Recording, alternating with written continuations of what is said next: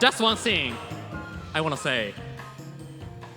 Fighting game is something so great. I won't lie. Meanwhile,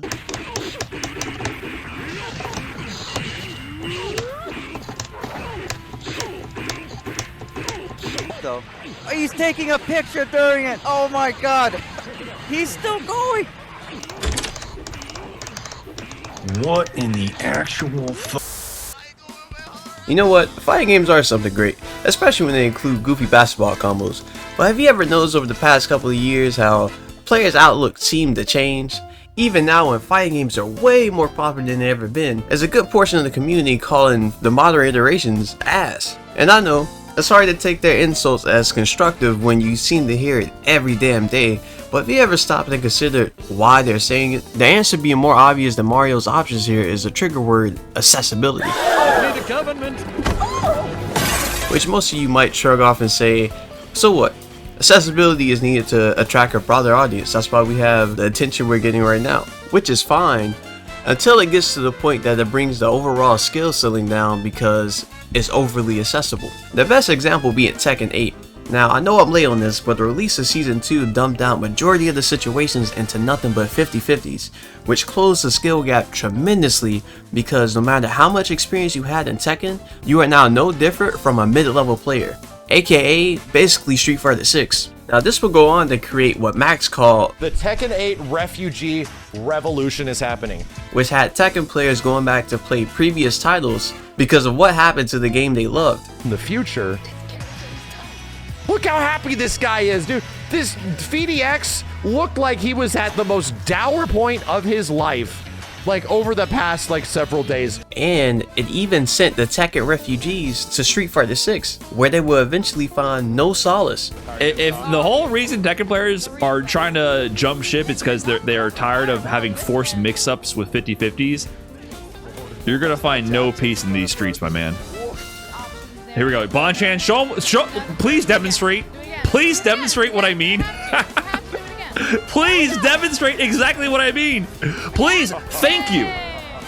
Case in point. And Season 2 of Tekken wouldn't be the only example. Over time, fighting games have just gone in this direction. Guilty Gear XR to Guilty Gear Strive, Street Fighter 4 to 5 to Street Fighter 6. And this is what led to the question I want to ask you guys. You know what? Just play the video.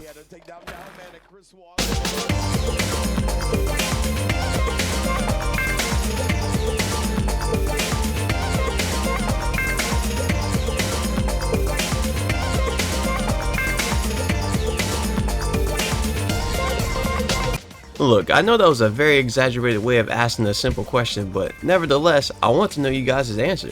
Because it seems like to me the devs have forgotten why we play fighting games in the first place. And it could be anything, guys, from the characters to the game mechanics, the game's banger of a OST, character expression or player expression, anything. Happy birthday. Because this video isn't meant to shit on modern fighting games. I'm just genuinely curious on what you guys actually enjoy about fighting games. If you like modern fighting games, let me know why down in the comments. Let's actually discuss. If you don't, give constructive criticism. Don't turn this into Twitter where everything's some type of raise bait or a copy pasta. Because I want this video to be a way for the devs to see what we actually enjoy. And who knows, it could structure a fighting game in the future. Now this is the part of the video where I get to give my opinion. In order to do that, we have to rewind all the way back to 2017 while I was playing a game called Street.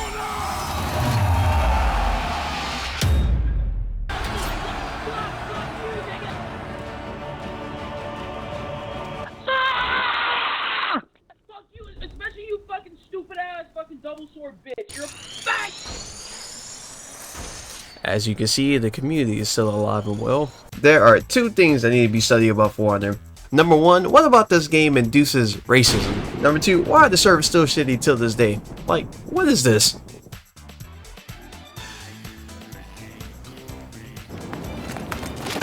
But you know what, besides those few things, I think For Honor is probably one of my favorite games of all time. Just because of how unique it is. Till this day, there's no other game like it. And you guys may be looking at the channel like, where are the videos then? We'll get to that, but first let me glaze the game for a minute because it did a lot of things right and of course a lot of things wrong. You see, the concept of For Honor is the more time you put into it, the better you would get, and that created a gap between newer players, intermediate players, and high level players. I was probably somewhere in the middle. I had a 60% win rate with most of the characters I played, and it got to the point where I can make my own montage videos of doing all these crazy deflects, which brings me to my next point, the game's mechanics. Deflecting is a move that requires a bit of skill to pull off. It requires you to dash to your opponent's attack at the right time in order for it to work. Now this wasn't foolproof because you can get baited as well. Gotcha, bitch! This move was specific to assassins, and each assassin has a different deflect that benefits them, and the character which I main had 2 deflects. The light one did damage immediately, and the heavy one did more damage but it wasn't guaranteed, and it allowed 2 follow-ups. One, he can cancel into a guard break for catching you trying to dodge, or he can cancel into another dash, which is how I got this clip. This to me is what showed character expression, because not only were deflects specific to an archetype of characters, within that archetype there was one character that had 2 deflects, which was Orochi. Now you guys are probably nodding your head like, yeah, you know, that does sound pretty dope. Wait a minute, well guess what? What? They fucking removed it. And their excuse for removing this was, it wasn't very effective. And my response to that is not everything needs to be effective in order to be fun. Honestly, no one deflects because it's effective. I mean, it has its use in some matchups, sure, but it's a flare move. It's what added swag to the character. It felt good to land because you knew you were 2 steps ahead of your opponent. So of course, when they remove something like this, it affects the identity of the character, and the people who main that character will end up upset. Which leads me to my next point, homogenization. Because when they go to rework him, they kind of turn into this character that has everything, which is no different from how they make their DLC characters today, where they all do the same damn thing. To a certain extent, but For Honor is nowhere near as bad as some of these other fighting games. Let's take Street Fighter 6 as an example. In Street Fighter 6, the system mechanics, specifically drivers, are so strong where it makes every character look the same, because they all force interactions the same way. It's either raw drive rush, button into drive rush, or fireball drive rush. This is usually what makes up the meat of the game, and it turns the characters into a cast of echo fighters to a certain extent because they all do the same thing.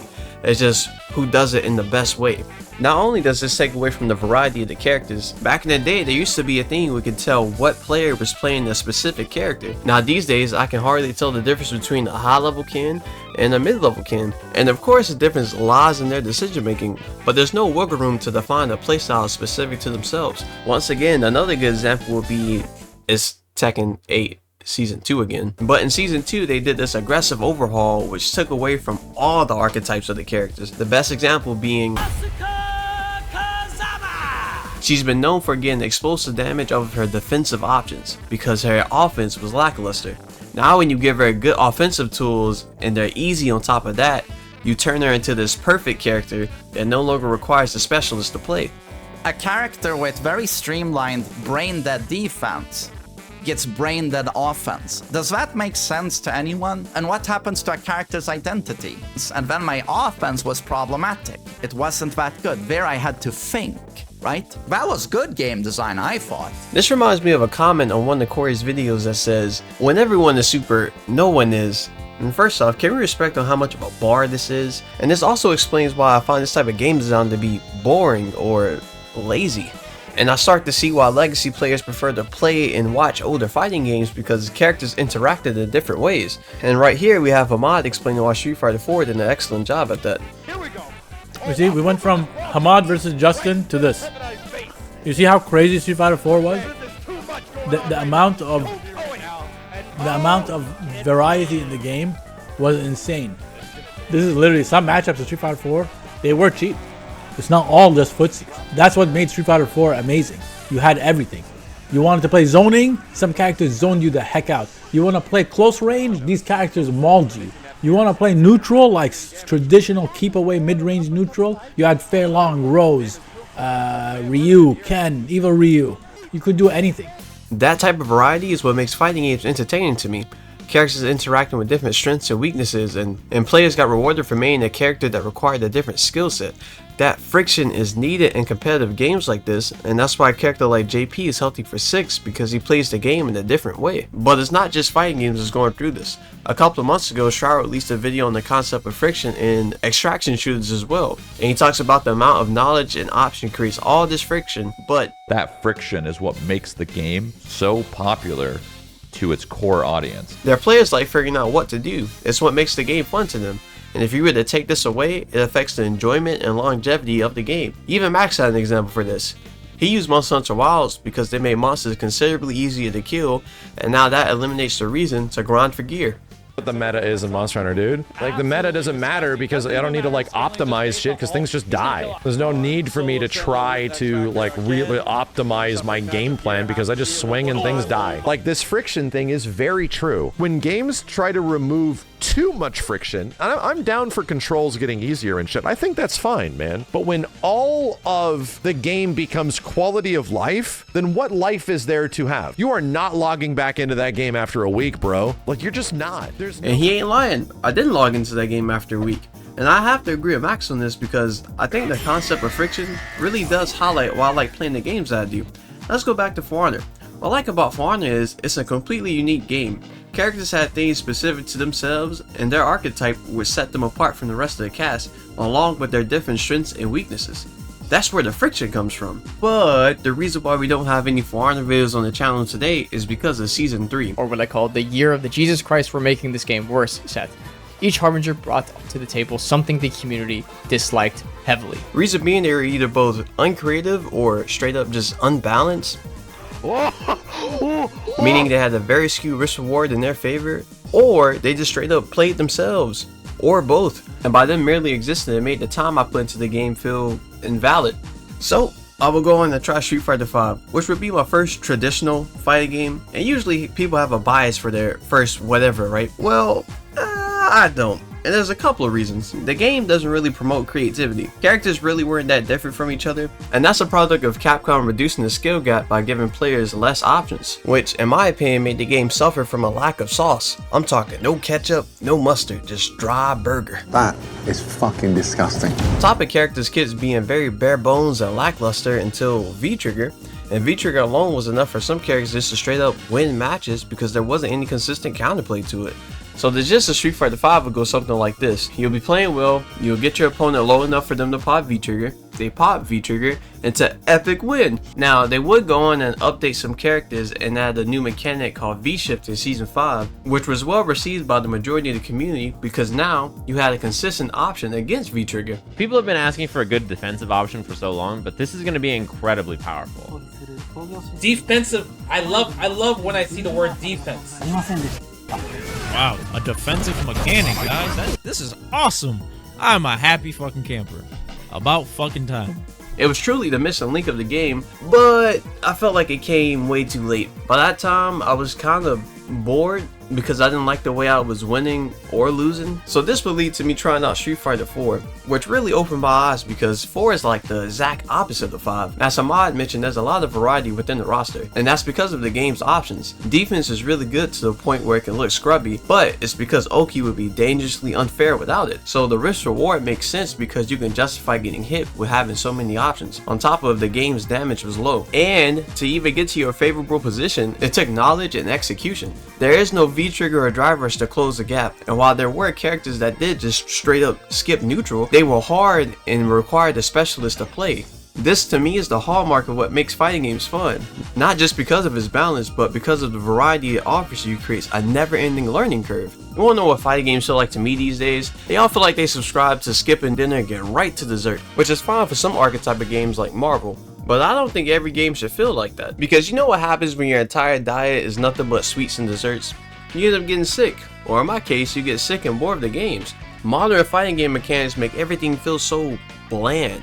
You do this to get here. You pop this to force this. Everything feels so tight and constructed, and I think that's why it lacks emergent gameplay. But there is one fighting game that does it right. and that would be Eunice, aka the game with the most stolen music, to be honest. To sum up Uni, every character wants to throw you, but they all do it in different ways because of their kids, similar to Street Fighter 4. But what makes Eunice so special is his grid mechanic, and it's actually too special to the point where I can't sum it up in the video. So if you're interested, I'll put a link down in the description. But the sum up grid is basically a tug of war. You can win that tug of war by doing, in quotes, good things, one of the examples being walking forward.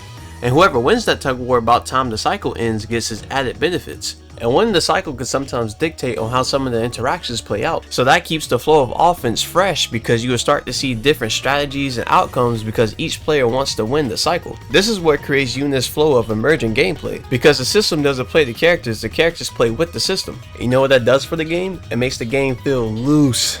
Now you guys may be asking, if Uni is so emergent, why don't people play it more? Why isn't it as popular as, say, as a game like Street Fighter 6?